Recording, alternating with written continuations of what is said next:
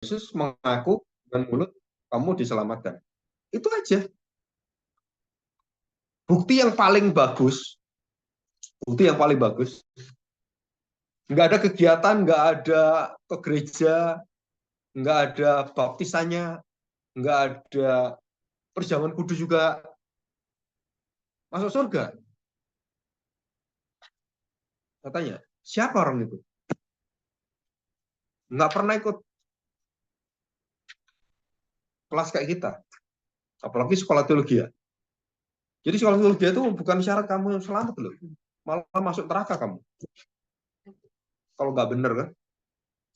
Siapa orang yang nggak pernah ngelakuin apa-apa masuk surga?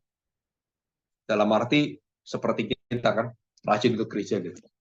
Tapi Tuhan janjikan, kamu hari ini bersama aku di Firdaus. Apa syaratnya dia? Dia percaya, dia ngaku. Udah, apa dia diselem? Apa dia dibaptis? Apa dia perjamuan?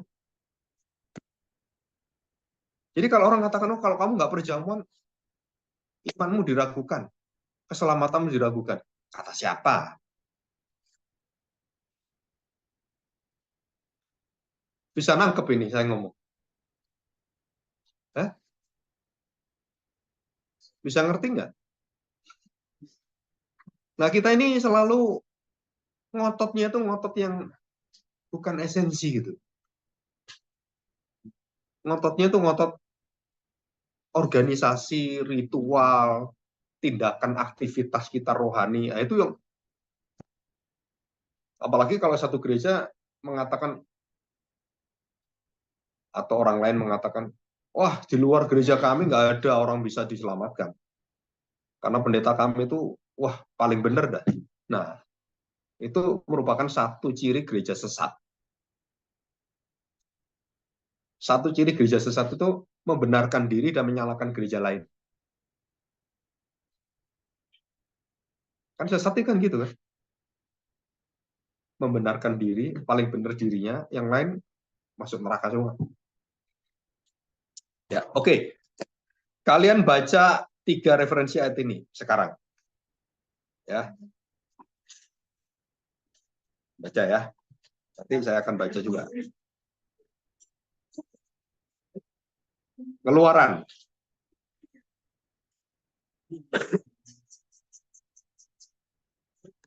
Jadi kalau kalian nanti saling berdebat atau saling diskusi ya, nah kalian harus tahu di esensial, yang paling esensi, paling hakikat itu apa. Sehingga bukan kalian berdebat itu berdebat percik atau selem gitu. Nggak ada ujungnya itu.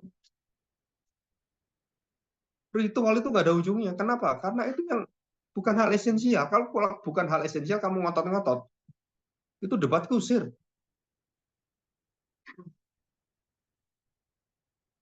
Baptisan, esensi baptisan itu apa? Pak, kan harus orang dibaptis dan harus orang itu kan tenggelam, baru sempurna. Saya tanya, di mana Alkitab ngomong gitu? Roma pasal 6, Pak, ayat 4, 3 dan 4 gitu kan. Coba kamu baca apa? Kita mati bersama dengan Tuhan Yesus dan kita bangkit bersama dengan Dia. Ada nggak itu di situ ngomong air ditenggelamkan dalam kematian Kristus gitu kan? Apa dikatakan di situ ditenggelamkan dalam air?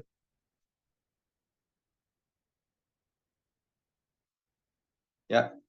Nah, itu di apologetika itu begitu kamu salah meaningnya dengan formnya itu bentuknya, meaningnya itu esensinya, hakikatnya. Terus kamu berbicara tentang how to-nya, metodenya apa, caranya gimana, dan ini esensinya, hakikatnya itu apa, statusnya apa. Itu kamu nggak ketemu, kamu bicara tentang metodenya, ya terus aja kayak lingkaran setan nggak ketemu. Nanti hal ini juga sama. Allah menyesal, kok bisa dia nyesel? Berarti Allah berubah dong. Kalau Allah berubah berarti Allah ada nggak tahu dong. Kalau Allah nggak tahu, Berarti Allah goblok. Allah nggak tahu kan? Allah berubah. Loh kok bisa berubah? Ya berarti dia berubah kan, kalau kita mikir manusia berubah kenapa? Oh berarti ya baru ada yang tahu. Kalau ini benar, ya kita berubah gitu. Kita langsung bertabrakan pikiran kita. Masa Allah berubah kan? Enggak. Terus gimana nyambung kalau Allah mengatakan Allah nyesel? Ya oke, kita lihat ini. Keluaran 32. Kalian lihat konteksnya ya. Ini konteksnya apa? Anak lembu mas. Jadi bangsa Israel jatuh dalam dosa yang begitu dalam dan harusnya dibinasakan. Ini adalah berita Allah akan membinasakan bangsa Israel. Penghakiman dengan resiko penghukuman. Bisa ngertiin ya? Nah, konteksnya tuh ini. Konteksnya itu adalah bangsa Israel jatuh dalam dosa dan Tuhan ingin mereka berbalik. Dan kalau kamu berbalik, Tuhan mengatakan, aku menyesal. Itu konteksnya. Nah, di sini kita lihat ya, anak lembu emas. Ayat 1 ya. Ketika bangsa itu melihat bahwa Musa mengundur-undurkan turun dari gunung itu, melambatkan ya, menunda-nunda, maka berkumpullah mereka mengerumuni Harun dan berkata kepadanya, mari buatlah untuk kami Allah. Ya jelas kan ini dosa kan? Ini jelas ini adalah perbuatan yang merupakan penyembahan berhala. Sebab Musa yang memimpin kami berjalan di depan kami, orang yang telah memimpin kami keluar dari tanah Mesir, kami tidak tahu apa yang terjadi dengan dia di atas. Dia menerima hukum Taurat di Sinai. Lama ini, sudah berada di minggu-minggu gak turun-turun. Lama ting gitu kan, orang sudah. Wah, udahlah. Akhirnya nuntut siapa? Harun yang mewakili Musa. Dan yang paling heran itu apa? Harun itu mengiyakan, coba. Ini geblek juga itu Harun ya. Dia tahu ini nggak boleh. Malah dia yang bikin lembu masnya itu Harun. Anak lembu mas. Dan itu prosesnya bukan 1-2 hari. Kan harus dilebur dulu emasnya. Harus dibentuk dulu. Bentuk lembu emas dari emas itu beda dengan kayu. Kayu kan cepet kan? Pakai basic itu ya cepet kan? Paling seminggu selesai. Itu berapa hari dia ditempa harus itu lamanya minta, dan harus ada orang ahli kan yang bentuk anak lembu emas itu. Kalau anak lembu emas kira-kira seperti aslinya itu kan sekitar hampir 80 kilo anak lembu emas kan. Nah kalau emas seperti anak lembu emas yang dari emas kayak apa mas? Nah, berapa kilo mas? Segede itu emas. Emas 1 kilo cuma segini loh. Satu kotak kecil ya. Sekilo. Kalau yang timbangan itu kan segini kan. Tahu kan lihat timbangan emas kan? 1 kilo segini. Emas itu cuma segini. Batangan kecil gitu 1 kilo. Saya dulu pikir emas 1 kilo gini. Enggak. Itu segini. Segini berapa itu? 10 kali lebih tuh. Yang 1 kilo besi itu. Itu kalau emas itu 10 sampai 15 kilo. Dan 1 kilo emas berapa? Tahu? 1 M.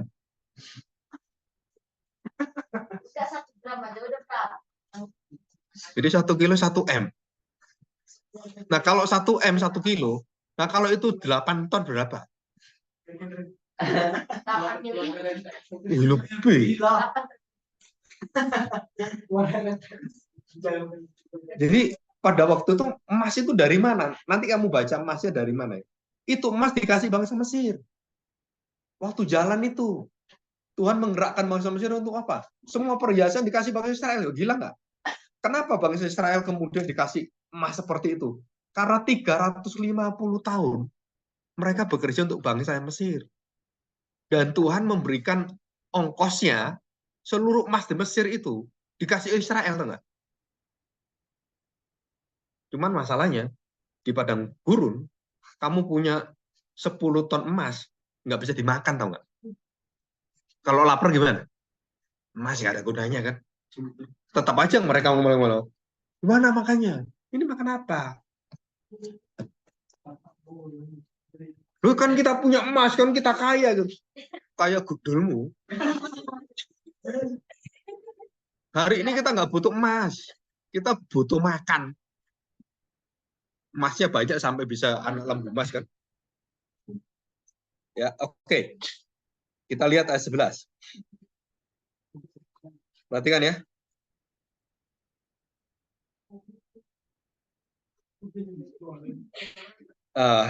Sebentar, ayat 7 dulu supaya kita tahu rangkaiannya.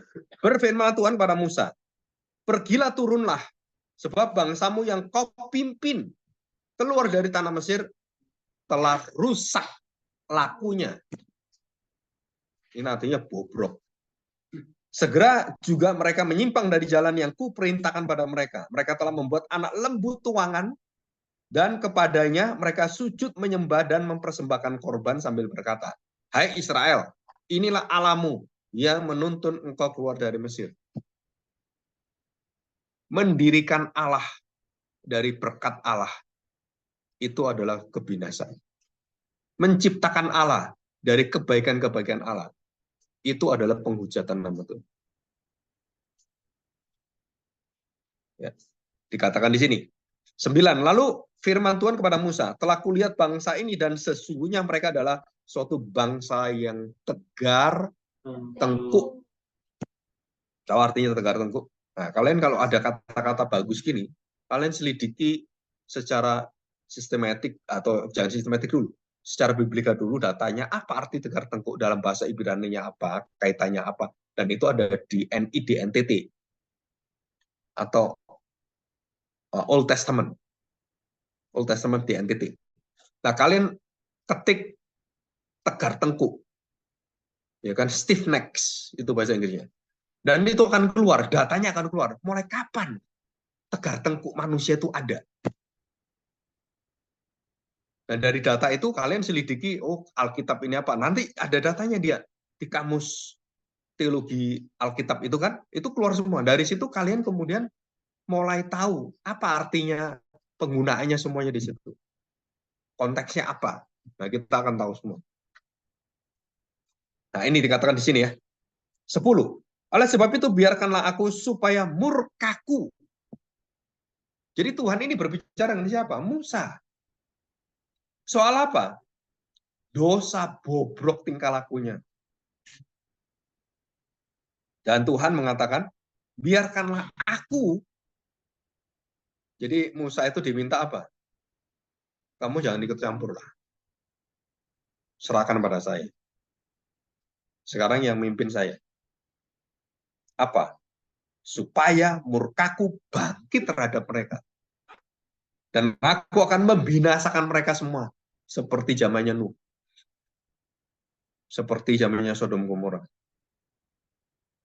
Tetapi engkau akan kubuat menjadi bangsa yang besar. Siapa engkau ini? Musa. Jadi kalau Musa artinya hanya Musa dan keluarganya yang akan menjadi bangsa Israel lagi. Yang ini semua sisanya dibinasakan Tuhan. Nuh kan 8 orang kan? Nuh istri, anaknya 3, mantunya 3. 8. Dan aku akan buat menjadi bangsa yang baru. Beranak cucu lah. Jadi Tuhan mampu mengatakan itu. Nah, ini Musa yang mau dijadikan seperti Nuh. Dan apa dikatakan Musa? 11. Lalu Musa mencoba melunakkan hati Tuhan. Berarti Tuhan itu, kalau dari kata melunakkan hati Tuhan itu apa? Lawan katanya lunak. Keras. Betul kan? Kalau kita mikir gitu kan. Oh, Tuhan dilunakkan oleh Musa. Tuhan itu kaku. Tuhan itu keras. Akhirnya dilunakkan oleh Musa. Pikiran kita, wah, Allah ini makhluk yang tidak punya perasaan. Ya, saudara, karena sudut pandangnya dan sudut pandang bahasa manusia. Dan kemudian kita memakai identitas Allah dan kita dengan kacamata apa? Oh, dilunakkan itu artinya berarti Tuhan kaku dong. Tuhan itu kekeh seperti ini. Kalau sudah AA nggak mau berubah gitu. Pikiran kita seperti itu. Tapi kenyataannya apa? Nggak seperti itu. Karena Tuhan bukan manusia.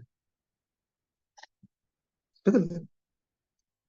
Karena kita berpikirnya seperti manusia, akhirnya Tuhan itu keras hatinya. Karena dia dilunakkan. Kalau lunak, berarti dari keras. Terus jadi lunak dia. Kalau sudah lunak, dia akhirnya berubah. Kalau udah berubah, rencananya jadi beda. Kalau rencananya beda, apa yang ditetapkan Tuhan? Salah. Ini pikiran apa? Ya pikiran manusia. Oke ya, kita lihat ini. Mengapa Tuhan murkamu bangkit terhadap umatmu yang telah kau bawa keluar dari tanah Mesir dengan kekuatan yang besar dan dengan kekuatan tanganmu sendiri? Mengapakah orang Mesir akan berkata, dia membawa mereka keluar dengan maksud apa? Menimpakan malapetaka pada mereka dan membunuh mereka di padang gurun, di gunung, dan membinasakan dari muka bumi. Dan Musa memohon, berbaliklah dari murkamu yang menyala-nyala, yang bernyala-nyala itu, dan menyesalah karena malapetaka yang tidak kau datangkan pada umatmu. Ini yang bicara siapa? Musa. Dan tidak pernah mengatakan Allah menyesal. Maksudnya konteks ini kan.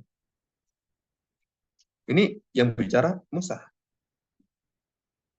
Jadi Musa itu merintahin Tuhan, janganlah, nyeselah kamu. Hebat juga ya Musa ini. Betul kan?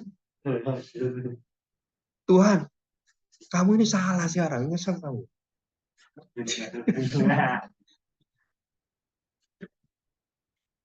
Nanti kalian kalau belajar kayak gini bisa gendeng sendiri. Tapi kalau kita mikir lebih ke arah kebenaran dan kita tahu, makanya saya tanya tadi, doktrin Allah kalian itu kalau firm, kalau foundationnya itu solid, ini tahu ini gampang sekali, sangat mudah. Bagaimana memahami kedaulatan Allah, tanggung jawab manusia, tentang free will, tentang gampang sekali. Nggak ada pertentangan apapun. Kenapa? Karena kamu belajar bagaimana berpikir seperti Tuhan pikir. Bukan memikirkan Tuhan seperti saya pikir. Wah, udah, mati kamu. Saya memikirkan Tuhan seperti kami pikir. Kalau saya nggak ngerti, berarti Tuhan itu salah. Yang nggak nangkep pikiran Tuhan itu kamu. Yang bisa nangkep pikiranmu, pikiran Tuhan. Jadi bisa nyadarkan kamu siapa? Ya Tuhan. Kamu nggak bisa nyadarkan Tuhan. Memang Tuhan nggak sadar gitu. Tuhan penyesalah. Ini Musa kan hebat ini. Berbaliklah menyesalah dari murkamu. Ayat 13 ya. Ingatlah kepada Abraham. Nah, dia memakai siapa? Nama seorang yang dipanggil oleh Tuhan. Artinya, itu cikal bakal adanya bangsa Israel itu adalah Abraham. Ingatlah kepada Abraham, Ishak dan Yakub Israel, hamba-hambamu itu, sebab kepada mereka engkau telah bersumpah. Saya tanya, Tuhan bersumpah atas nama siapa? Kalau kita bersumpah gini kan, kita bersumpah, saya bersumpah demi Tuhan. Orang Israel, demi bait Allah, demi gereja, bersumpah demi suami saya, bersumpah demi istri saya. Begitu kan? Orang bersumpah itu selalu ada andalan yang lebih tinggi yang menjadi sandaran dia. Nah, kalau Allah bersumpah, Allah sumpah pada siapa? Siapa lebih tinggi dari Allah? Ada nggak? Jadi Allah bersumpah demi siapa? Karena nggak ada yang lebih tinggi dari Tuhan. Terus dia bersumpah. Tuhan bersumpah gitu kan. Menetapkan Abraham Ishak itu. Demi siapa? Demi namanya sendiri.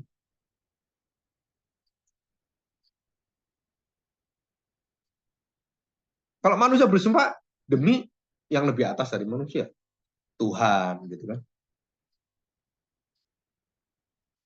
Kenapa seperti itu?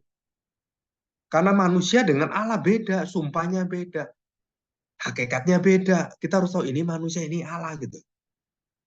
Allah itu pencipta, ini ciptaan.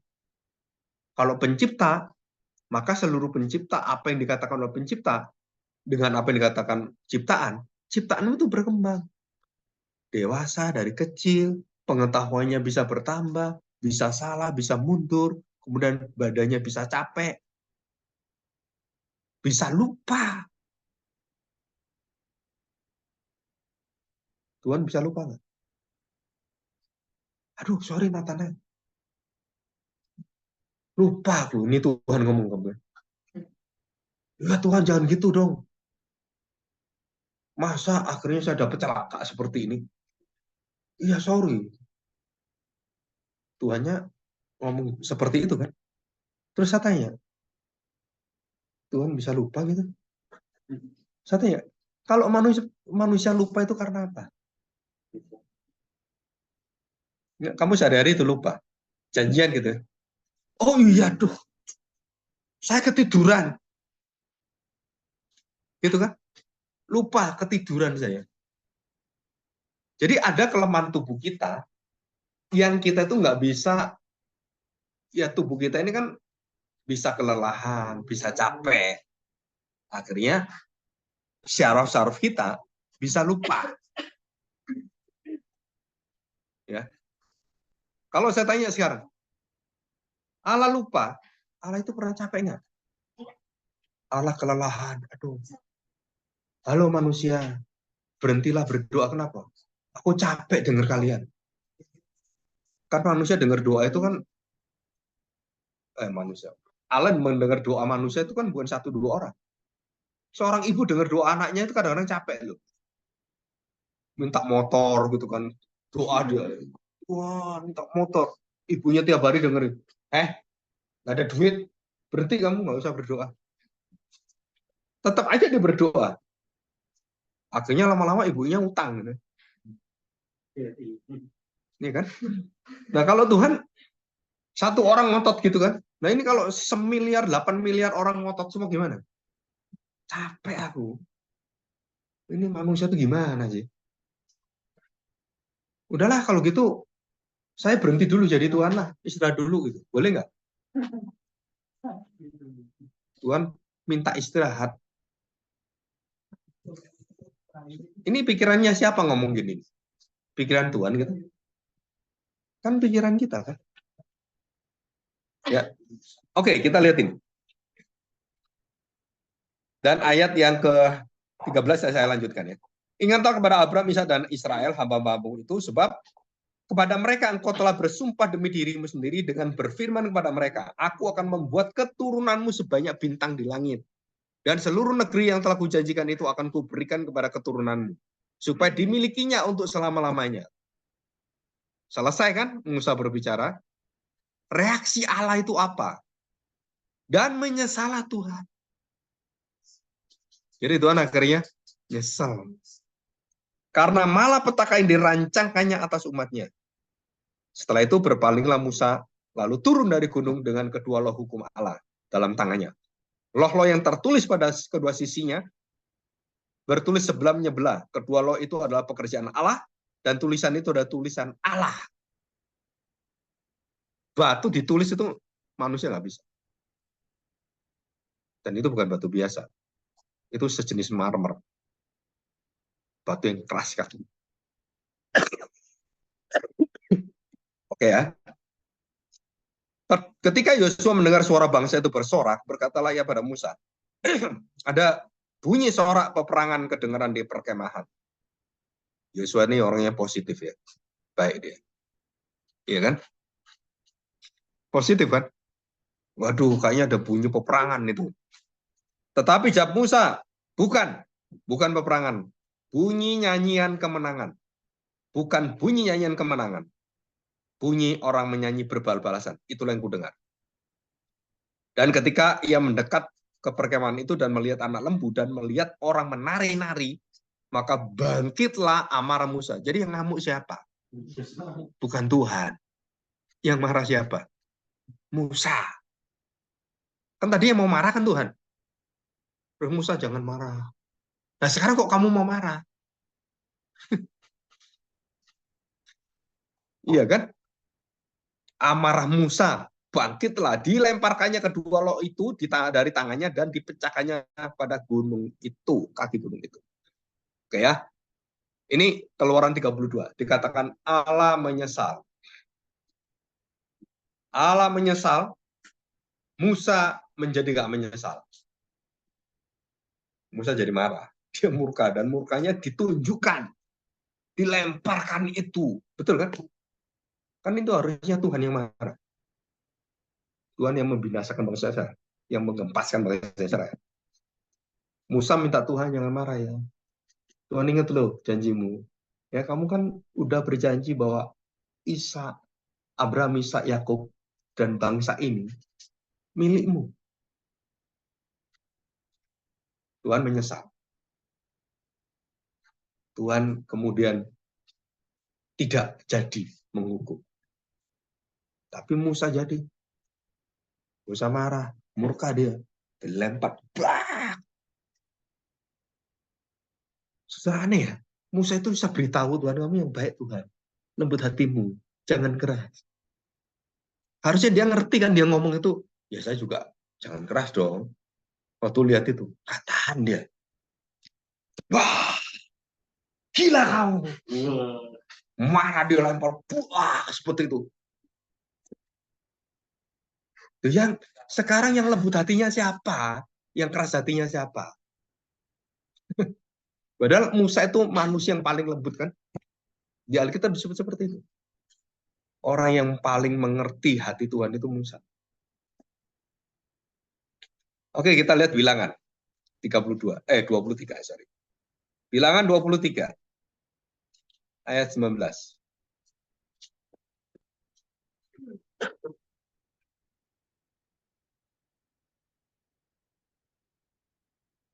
Saudara, ini bicara kepada Balak ya.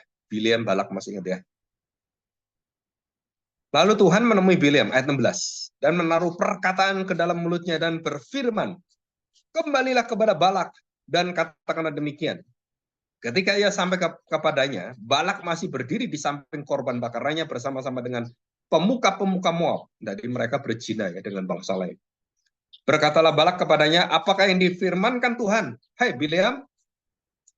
Lalu diucapkannya lah sanjaknya. Ini syair ya. Syair dalam bahasa manusia. Bangunlah hai Balak dan dengarlah. Pasanglah telingamu mendengarkan aku. Ya anak Zipor.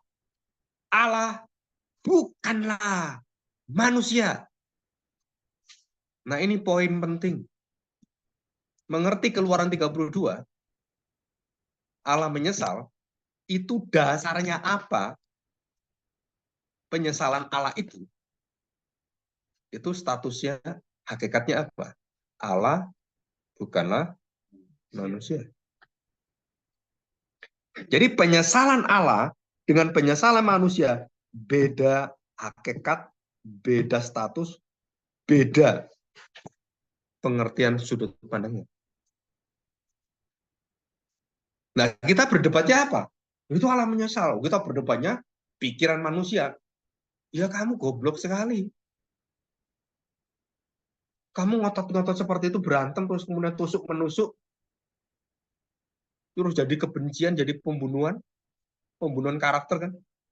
Ya nggak ada ujungnya. Kenapa? Karena yang kita debatkan adalah Allah dijadikan seperti manusia.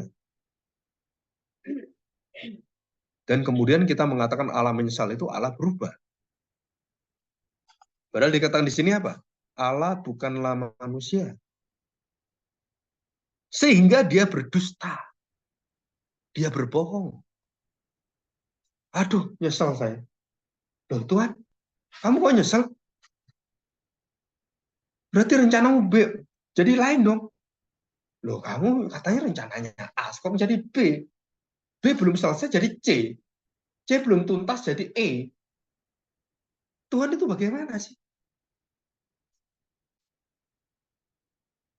Karena dalam pandangan kita, Allah berubah-ubah loh. Ngomong A jadi B jadi bohong dong. Allah berdusta ini. Betul nggak ngomong gitu? Jadi pandangan kita memandang Allah berubah kemudian harusnya yang A jadi B, B jadi ya ini pelin-pelan ini Allah ini. Berarti Allah itu tidak bisa dipegang omongannya. Kalau orang nggak disuai omongannya itu namanya bohong. Namanya bohong ujungnya adalah berdusta. Allah berdusta berarti kepada kita. Jangan ada dusta di antara kita, Tuhan.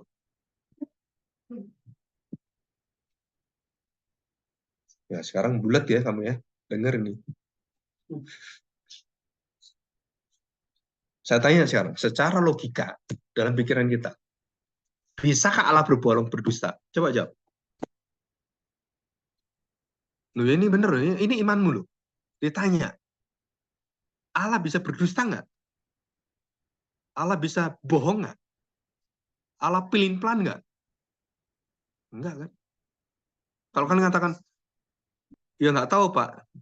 Ya, begitu kalian nggak tahu, berarti kalian tidak menatap pada Allah. Kalian belum tahu siapa Allah. Terus saya tanya, dengan mengatakan Allah bukan manusia, terus kita belajar tadi yang menyesal. Berarti kalau Allah menyesal, dia itu Allah atau dia itu manusia? Coba, Allah itu manusia bukan? Bukan. Kalau dia nyesal, dia manusia bukan? Bukan kan? Jadi ada dua penyesalan. Penyesalan manusia, penyesalan Allah. Kalau Allah nyesal dengan manusia nyesal, bedanya apa? Nah ini yang penting baru bisa kamu singkapkan. Oh ini kenapa Allah menyesal? Oh kondisinya seperti kenapa manusia menyesal? Karena manusia nggak tahu, karena manusia berubah-ubah. Tapi Allah tidak berubah. Allah bukan manusia tidak berubah. Allah tidak berdusta. Dia bukan manusia, dia sehingga berdusta. Jadi yang kamu pegang sekarang apa? Statusnya dia, inti jati diri Allah. Allah itu sempurna, maha tahu, maha hadir, maha kuasa, dan dia tidak berubah, dia tidak berdusta. Ini yang kita pegang. Terus kemudian turunlah perkataan, aku menyesal. Loh kenapa Allah menyesal? Karena dia bukan berubah menyesal, karena dia mengatakan pada manusia, aku tidak berubah. Sehingga aku menyesal. Jadi Allah menyesal dari mana? Karena dia tidak berubah. Kita nyesal gimana? Karena kita berubah. Gak ngerti Pak saya Pak. Bedanya apa?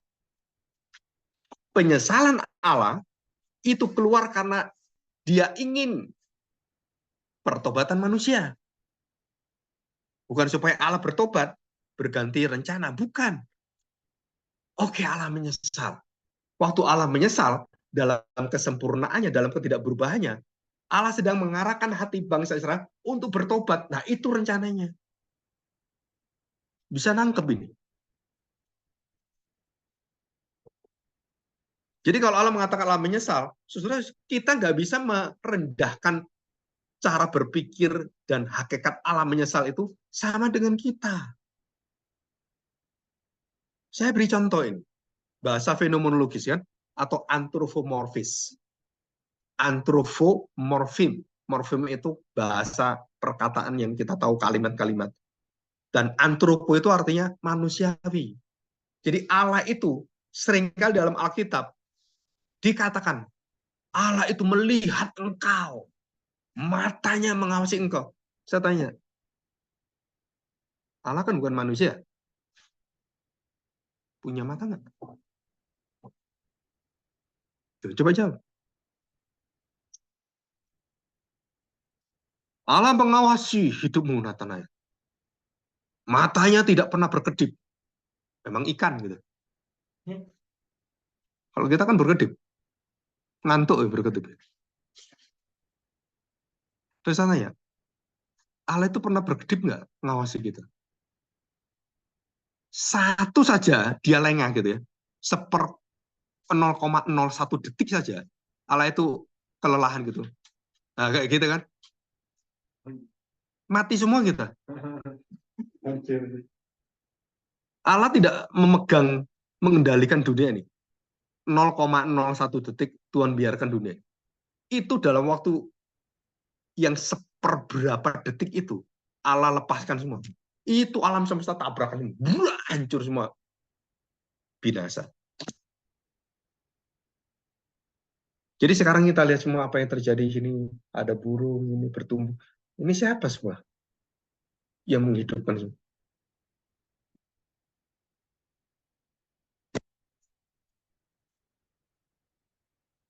Siapa yang menopang kehidupan semua? Kita bisa hidup, darah kita bisa berjalan, jantung kita bisa memompa semuanya. Semesta alam yang bisa gede seperti ini bisa terus. Kalau kita tahu ya, kita tahu. Ini bumi ya, planet. Terus ini matahari. Dulu kita kan berpikirnya matahari mengelilingi bumi gitu kan. Justru tahu Alkitab nggak pernah katakan matahari dikelilingi bumi. Nggak ada di Alkitab. Kemudian orang mengatakan, wah ketemu sekarang matahari nggak ngelilingi bumi. Beda sekali. Karena matahari itu sekarang dengan galaksi yang lain, dari setiap gerakan itu, satu benda yang teratur bergerak, berotasi orbit itu bukan seperti kita pikir, oh ini orbitnya gini terus. Bukan, so. Orbitnya bumi dengan matahari, kan dia 365 hari kan. Kan matahari kan gitu. Dan matahari berotasi dengan titik dari seluruh bintang-bintang yang ada pusatnya, namanya bumi galaksi. Nah, matahari bergerak dari pusatnya sana, yang titik yang sana itu kecepatannya hampir 10.000 kilo. Berarti kalau matahari dengan titik sana kecepatan 10.000 kilo, berarti ini pun ikut kecepatan. Jadi kita itu diam di sini, kecepatan kita tuh, sudah tahu, melebihi kecepatan semua yang ada. Coba kita kok nggak terlempar gitu, karena ada gravitasi. Jadi kita ini kalau teori dulu kan, oh bumi bergerak ini satu lingkaran satu hari, kan gitu kan? Kan panas, kemudian matahari ketemu gelap separuhnya, terus terbit lagi. Nah gitu kan, Alkitab ngomong gitu kan. Dari terbit dan terbenamnya matahari. Dan waktu kita gerak, oh ini berarti satu hari. Nah satu harinya kita berputar pada dirinya sendiri matahari, bumi itu. Dan kemudian 30 bumi mengitari kita 30, kan 30 hari kan. Terus kemudian semua mengitari matahari 1 tahun. Dan matahari mengitari itu 11.000 tahun. Dan kecepatannya puluhan ribu kilo. Kita kalau naik motor kan 100 kilo jauh udah cepetnya kayak apa kan.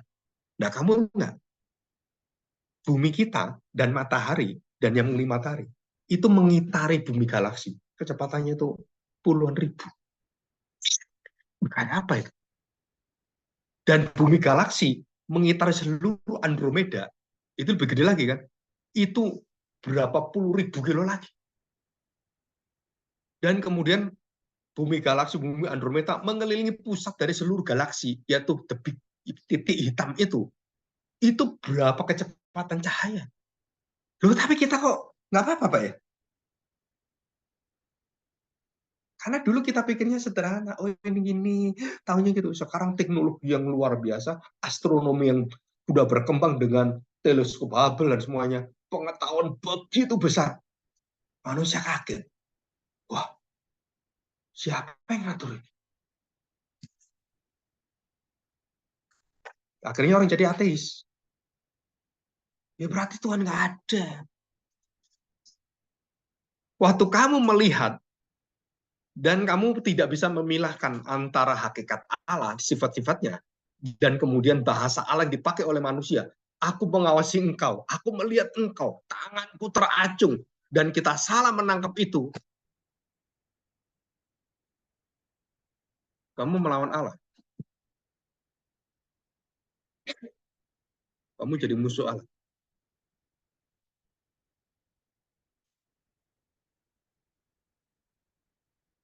Jadi kalau saya tidak mengakui Allah berdaulat, kamu ateis.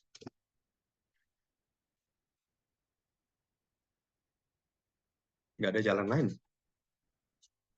Kenapa saya katakan demikian? Karena engkau tidak tahu siapa Allah.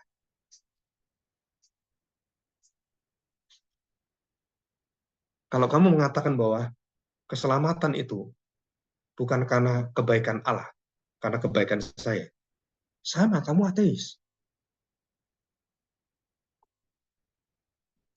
Keselamatan karya Allah, bukan karya manusia. Terus kamu nggak percaya, oh nggak bisa, saya yang menentukan saya selamat. Sebenarnya kamu itu ateis.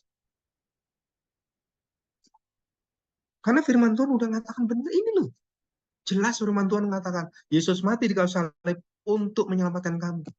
Terus kamu, nggak bisa. Karena nggak bisa. Ya kalau saya nggak mau gimana? Kalau saya nggak terima Tuhan Yesus mati kasih aku, ya matilah kamu. Binasalah kamu. Emang Tuhan butuh kamu? Tuhan menyelamatkan kamu bukan karena Tuhan butuh kamu. Tuhan, Tuhan menyelamatkan saya. Kalau saya nggak mau apa kamu? Kebalik kamu. Itu yang ngomong seperti itu haknya Tuhan. Mazmur mengatakan, seandainya aku engkau lupakan, tempatku adalah kematian. Itu Daud mengungkapkan dirinya seperti itu. Hanya karena engkau mengingat aku Tuhan, aku selamat.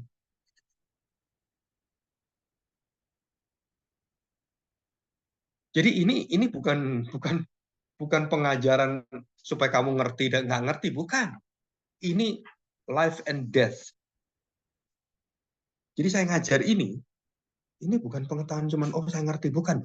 Ini menentukan kamu percaya Allah atau tidak, percaya Yesus berkarya atau tidak. Kamu mau mengakui dia atau tidak. Begitu kamu mengatakan, ya pikir-pikir Pak ya, Yesus mati, ya saya percaya sih Pak. Tapi kalau saya dosa terus gimana? Kalau saya terus berzina terus gimana Pak? Masa saya harus dibaptis ulang? Masa saya harus dilahirkan baru kembali? Kenapa manusia bisa bertanya seperti itu? Karena dia sendiri nggak tahu dia selamat atau enggak. Dia tidak memiliki dasar imannya. Padahal Alkitab mengatakan, kamu percaya mengaku dengan mulutmu, kamu mendapatkan hidup yang kekal, hidup yang baru. Kamu dilahir barukan. Ya. Saya kan dari gereja yang suku ya. Saya waktu itu dibaptis itu, saya tidak tahu dibaptisnya kapan, tapi mereka bilang dibaptis pas waktu kecil banget. Masih terbiasa di sana itu baru berapa bulan bayinya udah percik gitu. Ya. Jadi itu gimana Pak? Jadi kalau di sana sekali dibaptis begitu percik udah selamanya. Ya, jadi itu baptisan perjanjian. Nah, semua reform, Injili, gereja yang streaming, yang GKI, yang Kemima, itu memegang perjanjian. Nah, sedangkan gereja yang baru sekarang, dan termasuk GKI, dia tidak memegang perjanjian. Dia memegang tindakan manusia. Jadi kalau kamu dipercik seperti itu, harus dibaptis ulang. Kalau saya, enggak. Itu sah. Kenapa sah? Karena orang tuamu menyerahkan kamu pada Tuhan. Seperti perjanjian lama, anak yang disunat sama. Dengan baptis percik itu sama. Yang lambangnya adalah disunat. Karena itu terpakai terus dan kemudian digantikan dengan baptisan, maka waktu anak diserahkan kepada Tuhan, waktu kemudian dipercik sebagai tanda ini milik Tuhan, itu sah. Jadi nggak perlu diulang lagi baptisan. Karena kita pegang esensinya, bukan pegang ritualnya. Kalau kamu pegang ritualnya, nanti kamu ke gereja lain, ganti lagi, selem lagi, ganti lagi, dipercik lagi, gonta-ganti aja terus setiap ke gereja. Kenapa? Karena gereja tidak memegang esensinya. Kamu nggak dibaptis pun selamat. Bisa ngerti maksud saya? Nah, kita kadang-kadang berkutatnya apa? Bukan yang esensial. Kita pegang ritualnya, nggak bisa, harus diulang kamu. Kamu udah baptis Roh Kudus belum? Belum. Wah, nggak selamat kamu. Sebelum baptis Roh Kudus, harus bisa bahasa Roh Kudus. Lah, ditambah lagi kan kita kan. Loh, kalau saya nggak bisa bahasa Roh Kudus, nggak bisa baptis Roh Kudus. Terus gimana? Cari dulu bahasa Roh Kudus. Nanti tak lesi. Tak ajari bagaimana berbahasa roh itu. Terus bayar berapa kursusnya? Ini kan tambah sinting kan. Jadi gereja itu bukan tambah kepada esensinya, tambah ngasih selaput-selaput baru. Seperti orang Israel. Oh, nggak bisa, kamu orang Kristen tetap aja harus sunat. Kalau orang Israel harus disunat. Kalau sunat dia harus percaya Taurat. Kalau Taurat, ya balik lagi. Maka Paulus nyatakan apa? Emangnya kamu itu belum diselamatkan? Sehingga harus disunat lagi? Sehingga harus mengikuti Taurat lagi? Sudah nggak ada itu. Kita Roma pasal 4, Galatia pasal 4. Itu ada semua di situ. Jadi bisa ngerti ini ya. Jadi kamu terikat dengan perjanjian, dan itulah inti daripada, esensi daripada kamu milik Tuhan. Pak, kalau saya kemudian ragu-ragu gimana? Ya belajar Alkitab lagi. Karena kamu ngulangi itu, berarti kamu nggak ngerti kan? Orang tua mungkin nggak beritahu kamu. Tapi secara Alkitabiah, itu sah. Nanti tanya ke Pak Andreas. Baptisan atau selem? Nanti Pak Andreas jelaskan. Yang benar apa? Bukan selem. Bukan selem. Yang benar itu adalah percik. Kalau mau secara historical tradition semua, itu adalah seperti sunan. Karena di dalam Alkitab, dalam Kisah Para Rasul, orang percaya itu ada yang nggak dibaptis oleh para rasul. Karena memang nggak ada baptisannya. Baptisan Roh Kudus, nggak ada baptisan airnya. Tapi mereka baptisan Roh Kudus. Ya karena kita kurang pengetahuan, kita kemudian kontot-ngotot, kita nggak neliti data Alkitab, kan kita sola scriptura. Kita ngotot, oh dulu nggak bisa gereja kita seperti, nah, itu kan gerejamu, Alkitab mau mengapa? Wah, kamu berarti nggak cocok, udah keluar aja kamu. Nah, gimana?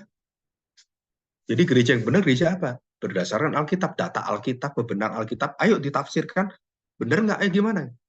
Oh nggak bisa, kita nggak bisa pakai, kita pakai tradisi kita. Nah berarti kamu ngelanggar Alkitab dong. Esensinya Alkitab apa? Ya kalian kalau belajar gini nanti tambah cerdas, tambah berargumen, ya harus siap menghadapi resiko kalau kamu tegakkan kebenaran. Saya waktu ngomong gini nggak ada, kamu pikir nggak ada resikonya. Dari saya jadi hamba Tuhan, jadi penginjil itu. Saya dikeluarin dari gereja itu 7 kali. Bukan karena pelayanan saya kurang baik, bukan.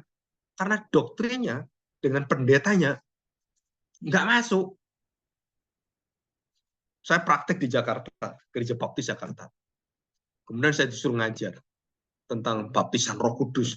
Terus saya ajar, kemudian jemaatnya tanya, saya beritahu yang esensial apa. Akhirnya mereka, loh berarti baptisan selam itu bukan satu persyarat, bukan satu. Ya saya nggak ngajar, kalian kan sekarang ngerti sendiri.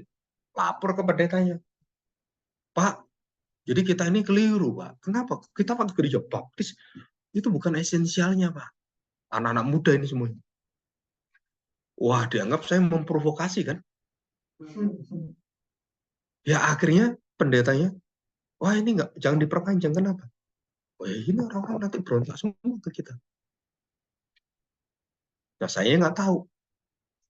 Ya begitu saya keluar, anak-anak muda datang ke saya. Pak, aku sorry Pak. Itu akibat dari kami. Akibat apa kamu? Karena saya protes ke pendeta dan majelis. Nggak boleh, kita tetap silakan baptisan, pakai selam, tapi jangan membenarkan baptisan selam adalah ritual yang tidak diubah dan itu paling benar di Alkitab. Nah, itu nggak bisa diterima. Kita pakai selam, ya nggak apa-apa, nggak ada masalah. Mau diselam, mau dipercik, nggak ada masalah, karena kan bukan esensial. Tapi mereka nggak bisa terima. Kenapa? Karena waktu evangelical pecah dengan gereja baptis itu karena baptisannya. Semua doktrinnya sama, saudara. Gereja baptis, gereja reform itu sama. Bedanya apa? Cuman baptisannya aja. Ini selam, gitu aja. Hanya di baptisan. Nah, sekarang gereja baptis sekarang mulai sadar. Banyak gereja baptis di seluruh dunia sadar. Dan mereka tidak lagi memegang itu sebagai tanda petik persyaratan mutlak. Nggak ada. Jadi kalau penginjilnya kemudian membaptis, kalau nggak ada air, kemudian memakai cara baptisan yang berbeda gitu kan, karena airnya sedikit mau dikasih cuman dituang gini, nggak ada masalah. Dan mereka terima, sinodenya terima semua. Nah, apakah itu bisa diterima di gereja-gereja yang seperti Pentakosta karismatik? Nah, mereka belum bisa terima. Maka semua yang berasal dari Protestan atau pro setan gitu kan, Protestan kan pro setan, dianggap harus dibaptis ulang semua. Dengan apa? Diselam semua. Itu doktrin gereja jadi karismatik, Pentakosta dan semuanya. Itu mengharuskan dibaptis ulang semua. Kenapa? Karena yang dipegang bukan esensial. Bukan maknanya. Bukan hakikatnya. Yang dipegang apa? Ritualnya. Ya ini terserah kalian. Hati nurani kalian.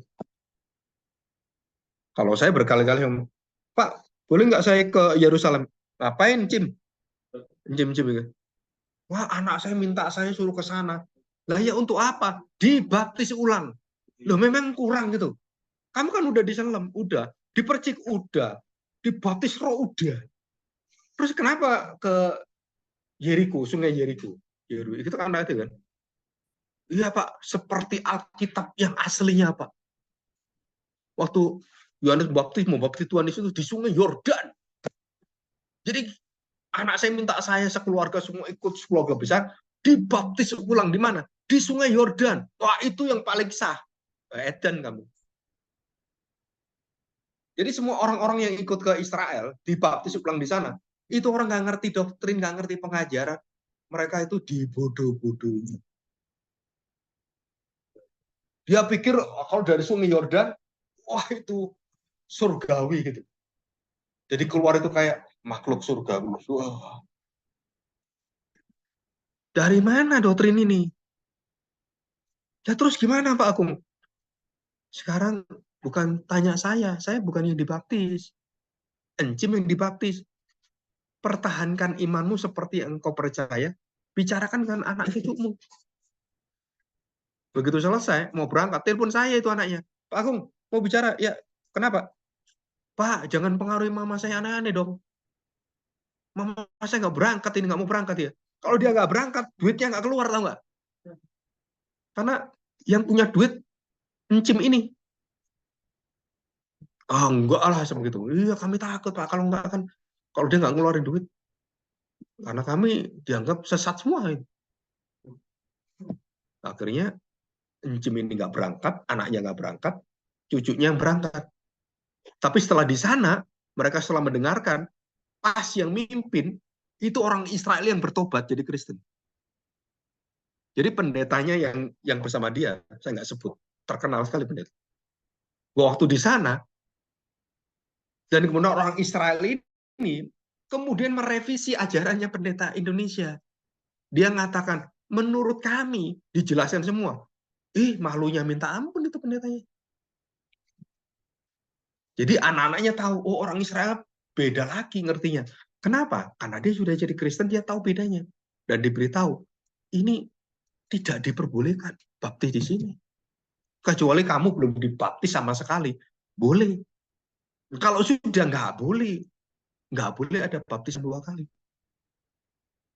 Dan pendeta itu nggak mau baptis yang Israel itu. Nah pendeta yang dari Indonesia ini yang terkenal itu, Jadi malu dia. Akhirnya semua anaknya nggak mau dibaptis. Dan bersyukur apa? Satu keluarga sadar yang esensial apa. Ya, oke, kita lanjutkan. Kita lihat 1 Samuel ya, 15:29.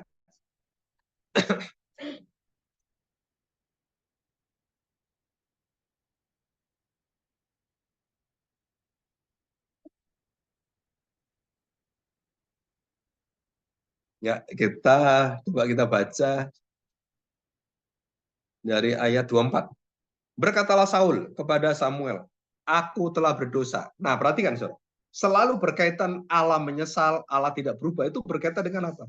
Dosa, penghukuman, penghakiman. Aku telah berdosa sebab telah kulangkai titah Tuhan dan perkataanmu, tetapi aku takut kepada rakyat, karena itu aku mengabulkan permintaan mereka. Maka sekarang ampunilah kiranya dosaku. Kembalilah bersama-sama dengan aku, maka aku akan sujud menyembah kepada Tuhan lagi. Tetapi, saudara perhatikan, kalau Tuhan sudah tolak kamu, kalau Tuhan sudah hentikan semua panggilan kita, itu kebinasaan. Satu-satunya jabatan raja yang kemudian dihentikan Tuhan dan dibinasakan Tuhan, itu Saul. Daud, Salomo enggak. Dia sampai akhir selesai, sampai mati, tetap raja. Hanya Saul. Apa dosa Saul sehingga dia dibinasakan Tuhan? Saudara, ini apa dosanya? Dikatakan apa? Ampunilah kiranya dosaku, kembalilah bersama-sama dengan aku akan sujud menyembah kepadamu. Jawab Samuel kepada Saul, aku tidak akan kembali bersama-sama dengan engkau, sebab engkau telah apa? Engkau telah menolak firman Tuhan. Sebab itu Tuhan telah menolak engkau sebagai raja atas Israel. Kamu mau ngemis-ngemis, mau berdoa 1000 hari, mau puasa 3 hari 1 minggu, tetap binasa. Saudara, ada dosa yang tidak bisa diampuni oleh Tuhan. Jangan sampai kita jatuh dalam dosa itu. Dan tidak akan dipulihkan Tuhan. Dan banyak di Alkitab seperti itu.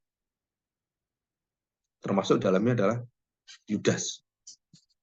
Nyesel pun dia tetap binasa. Dia tahu dia orang yang tidak bermoral, tapi tidak mengubahkan apa-apa, dia tetap binasa. Karena tidak ada pertobatan. Nah, kita ini ya, 27. Ketika Samuel berpaling hendak pergi, maka Saul memegang puncak jubah Samuel, tetapi terkoyak. Kemudian berkatalah Samuel kepadanya, Tuhan telah mengoyakkan daripadamu jabatan raja atas Israel.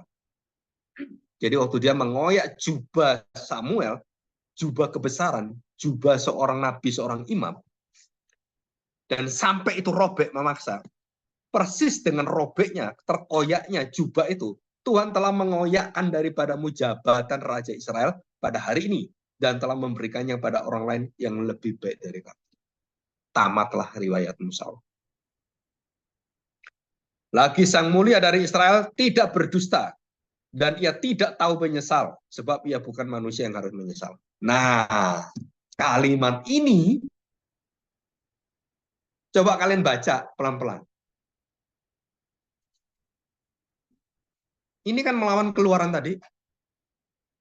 Betul kan? Allah menyesal. Ini ngomong apa? 29. Lagi sang mulia dari Israel tidak berdusta, dan ia tidak tahu menyesal, sebab ia bukan manusia yang harus menyesal. Pak, terus bagaimana titik temunya? Titik temunya Alkitab udah jelas. Allah bukan manusia. Jadi kalau Allah bukan manusia, Allah itu sempurna. Dia itu abadi, dia itu maha tahu, dia tahu semuanya. Dia bisa bikin rencana ABC dan semua bisa sempurna. Terus yang di ayat dengan keluaran tadi, Gimana, Pak? Allah menyesal. Dalam konteks apa Allah menyesal? Bukan konteks dia sebagai Allah, tapi dia sedang menantikan pertobatan manusia dengan bahasa yang dimengerti manusia, dengan perasaan manusia. Allah melihat, bukan Allah punya mata segede apa. Allah mengacungkan tangan. Tangan Tuhan kayak apa? Tapi itu bahasa manusiawi. Jadi ini bahasa Allah dalam diri Allah.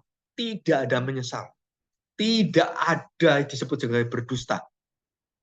Betul kan? Karena dia Allah. Tapi waktu dia berbicara ingin manusia bertobat, Allah mengatakan, aku menyesal. Kenapa Allah menyesal? Jawabannya adalah karena dia ingin kita bertobat. Dan itu jalan Allah yang sudah ditetapkan Tuhan. Jadi pertobatanmu dalam dosamu, itu rencana kekal Allah yang tidak berdusta. Baru kita nyambung ini. Esensi Allah bukan manusia, dia tidak menyesal, dia tidak berdusta, menjadi dasar Allah menyesal. Kenapa Allah menyesal? Karena manusia harus diubahkan. Manusia harus mengerti Allah itu tahu, mengerti kamu jatuh dalam dosa. Bisa mengerti kamu sebagai manusia. Maka bahasanya dia, ya aku menyesal. Jadi saudara nangkep di sini. Ini nggak ada pertentangan.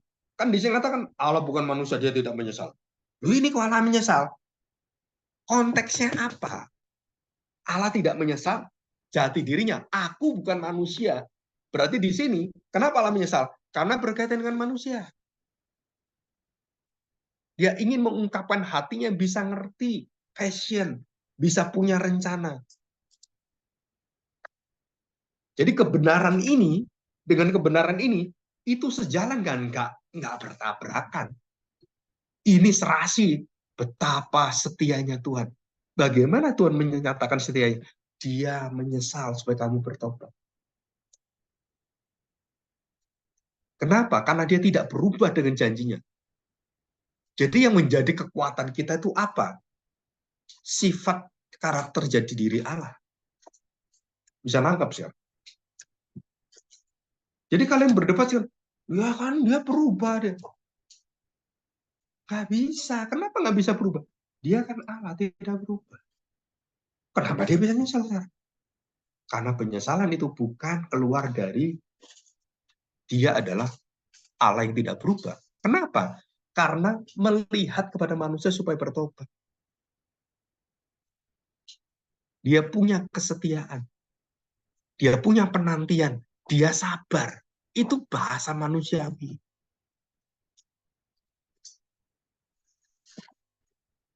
Jadi sudut pandang kita melihat menyesal ini, berarti berbeda dong menyesalnya Allah dengan menyesal kita. Iya, beda. Menyesalnya manusia, kenapa kamu menyesal? Ya karena jalannya salah. Karena saya lupa. Karena saya lengah. Karena Allah bisa lengah, bisa lupa.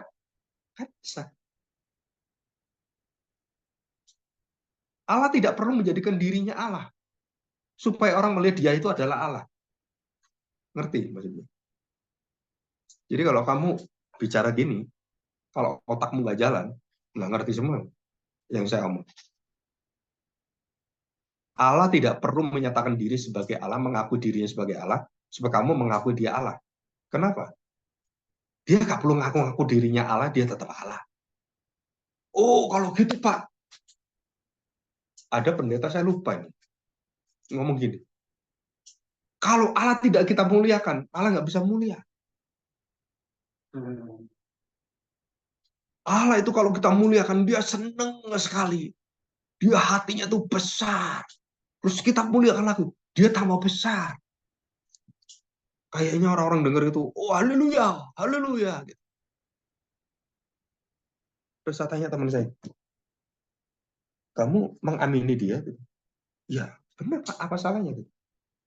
Nanti setelah ibadah kamu ngomong dengan saya. Terus saya tanya, kemuliaan Allah itu sempurna nggak? Sempurna nggak? Kehormatan Allah sempurna nggak? Sempurna. Kalau sempurna, saya kemudian memuliakan Allah. Allah, aku hormat dengan engkau. Terus Allah ketambahan 10% dari saya. Terus kamu 10%. Jadi Allah tambah gede. Oh, hormatnya dia tambah besar. Semua orang Kristen tambah gede lagi. Kemuliaan Allah, kehormatan Allah memang bisa ditambah gitu. Bisa dikurangi. Kalau bisa ditambah kan bisa dikurangi. Kalau kita nggak memuliakan Allah, aduh, Allahnya kasihan kenapa? Tumben hari ini nggak ada orang berdoa memuliakan saya.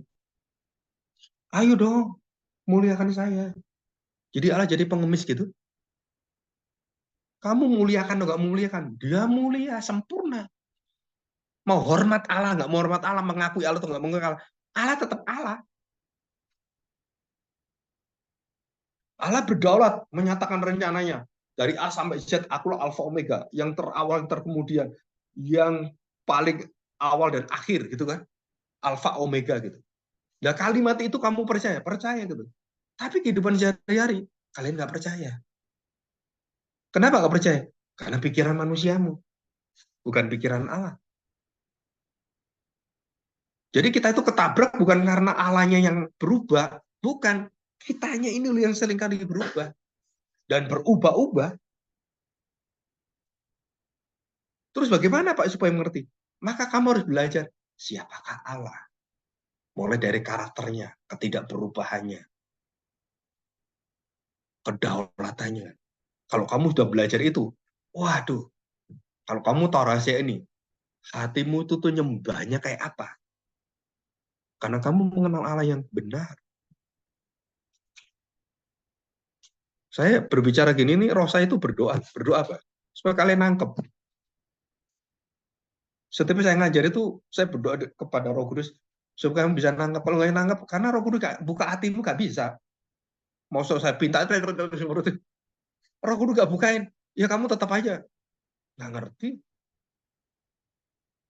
Atau mungkin kamu mikir yang aneh lagi kan? Yang aneh apa sebagai manusia? Nanti gini gimana Tuhan? Terus kamu berpikir yang bercabang-cabang seperti itu. Kenapa seperti itu? Karena pengetahuanmu yang tidak sempurna.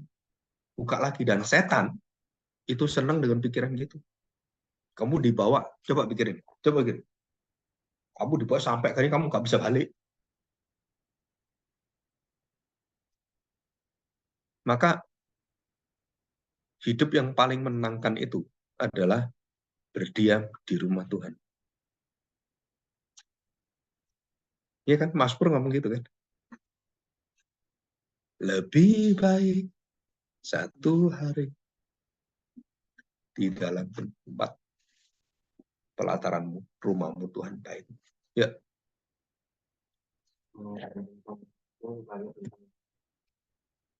Ini agak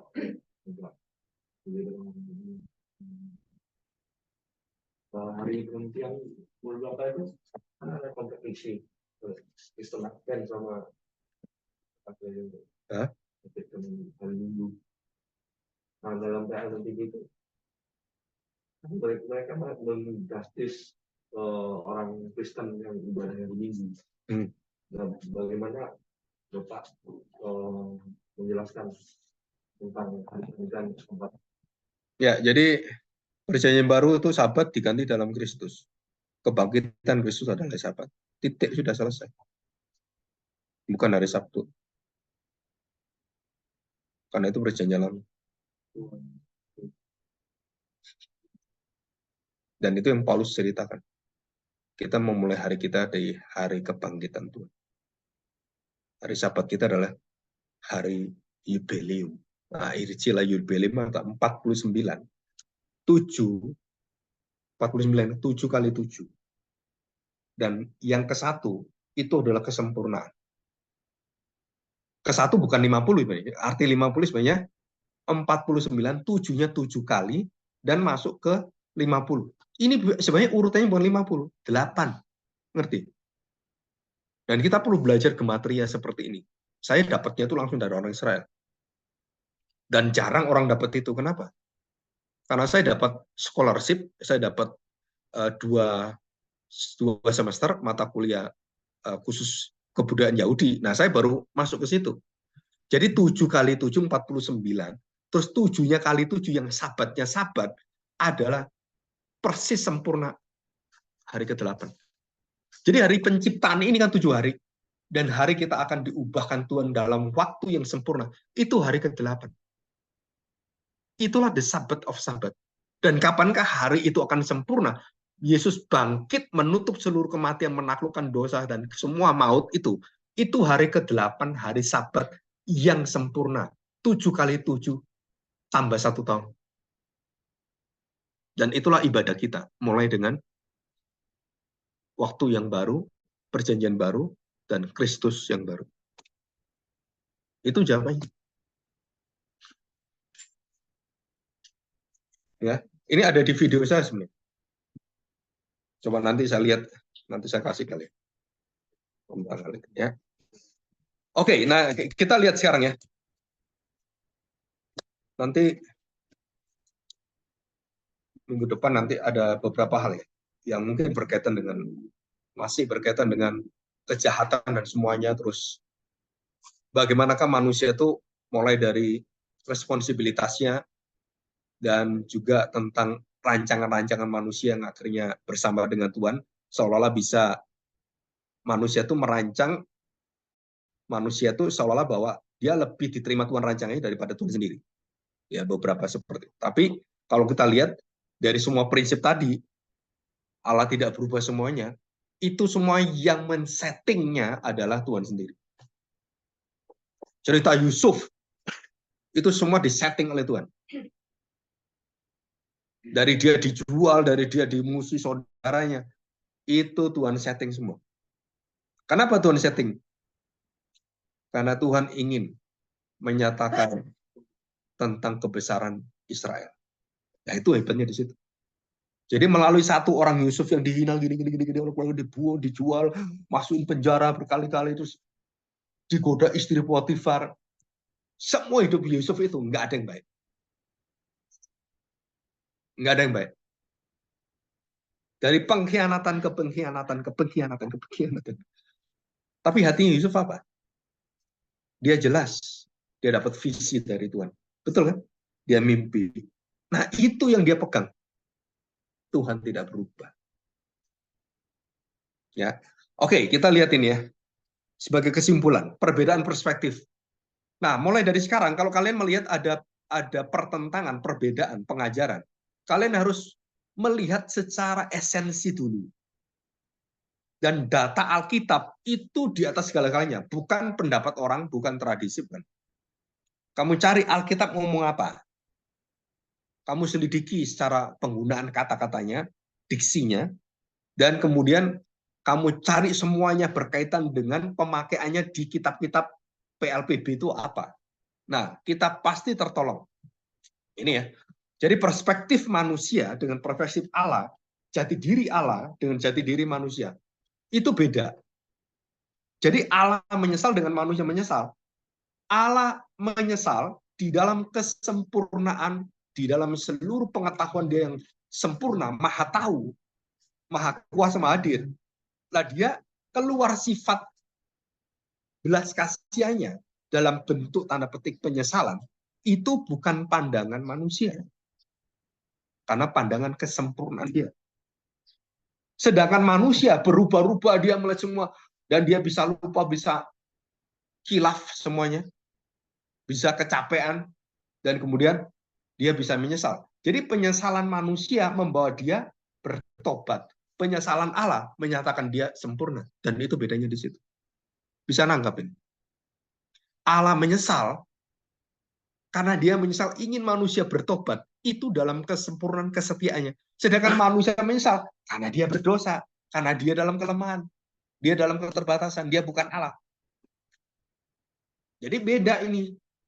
Jangan memakai yang di sini, terus kemudian kalian menghakimi yang di sini punya Allah.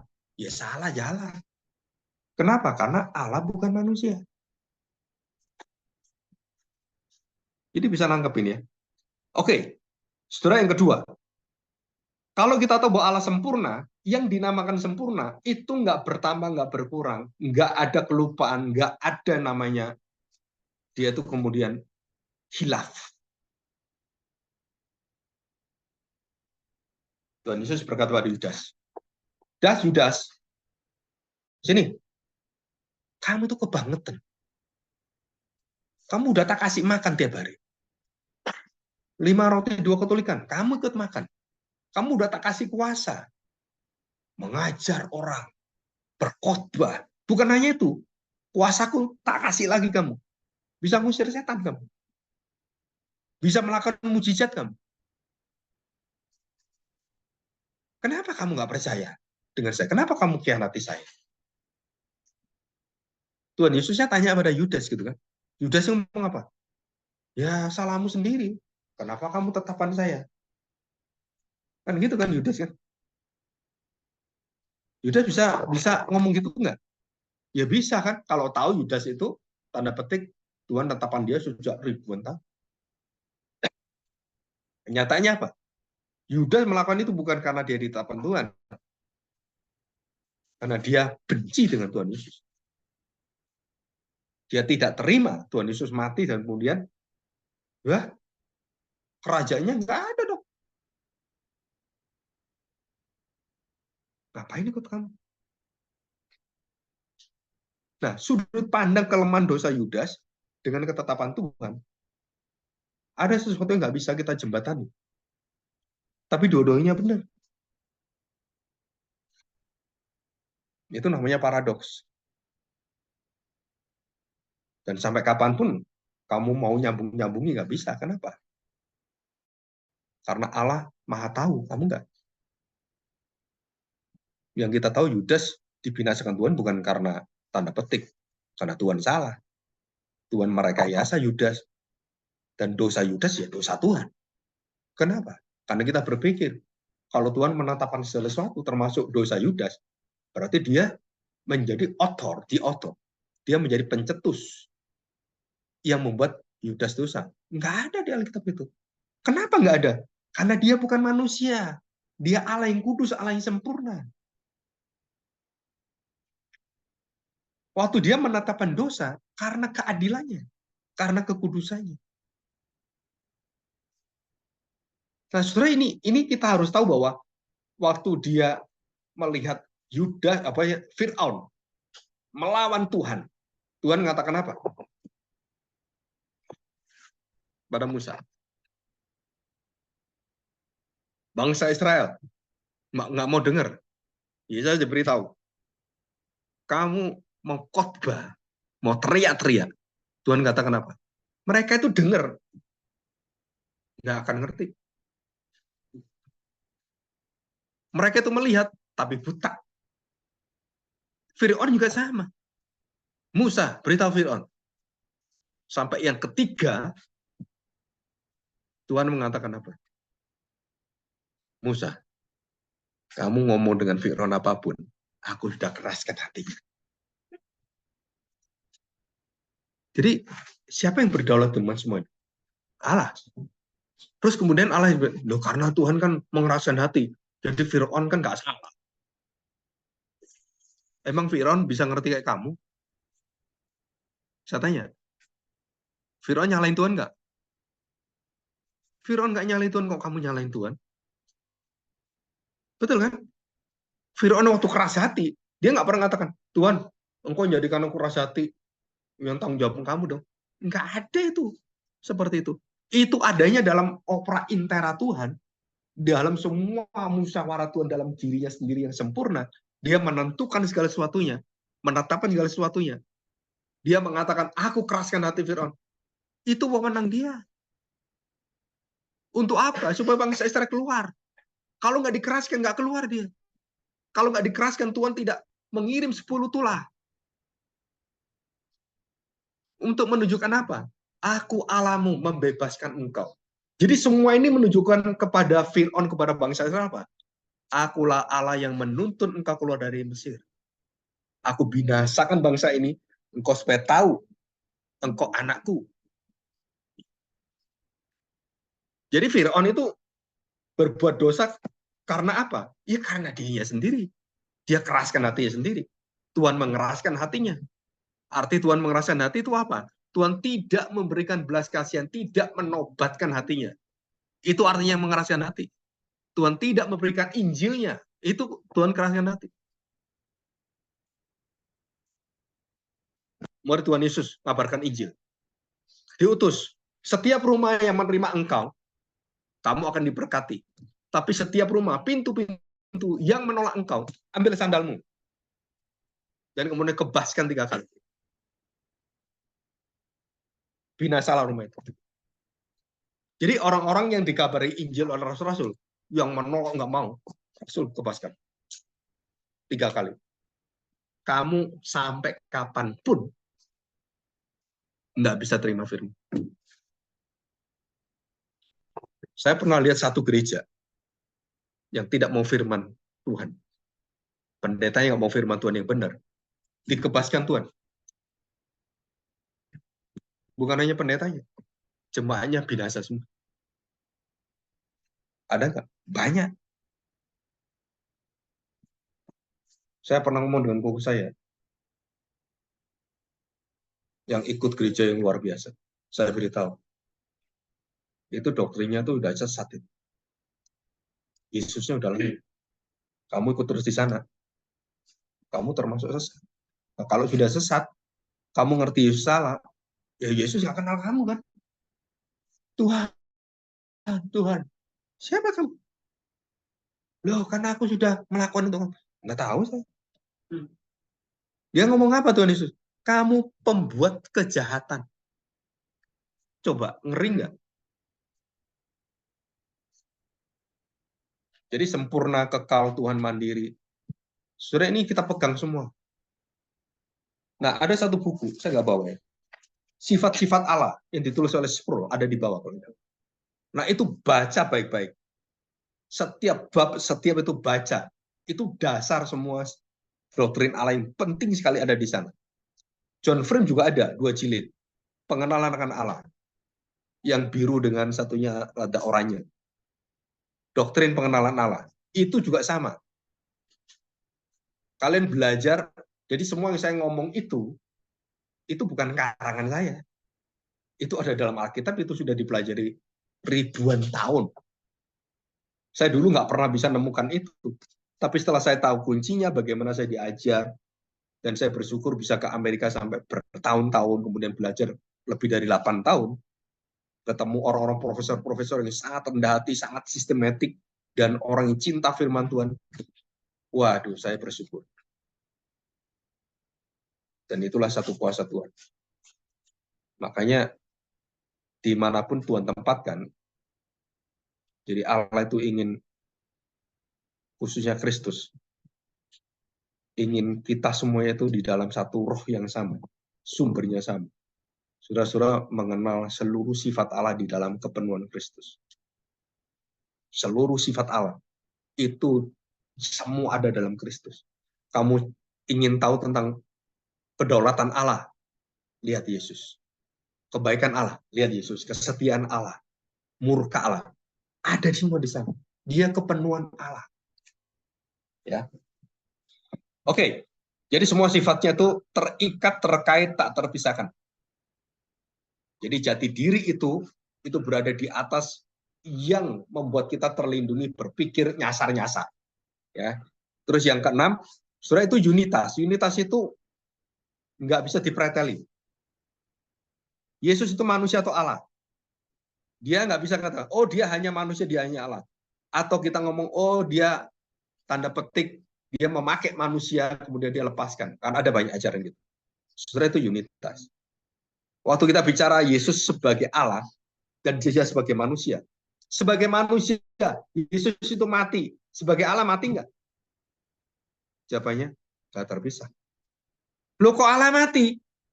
Berarti kita harus berpikir, mengapa Yesus yang adalah Allah, pribadi kedua anak Allah itu bisa mati? Nah, saudara, di situ kita belajar sifat Allah, sifat Kristus yang dua natur, manusia dan Allah. Itu unitas. Jadi kalau sudah kita tidak unitas, sesat kita. Kayak yang banyak pendeta ajarkan. Ya. Oke, saya pikir cukup sekian ya. Ini sudah saya jelasin. Kita masuk dalam doa.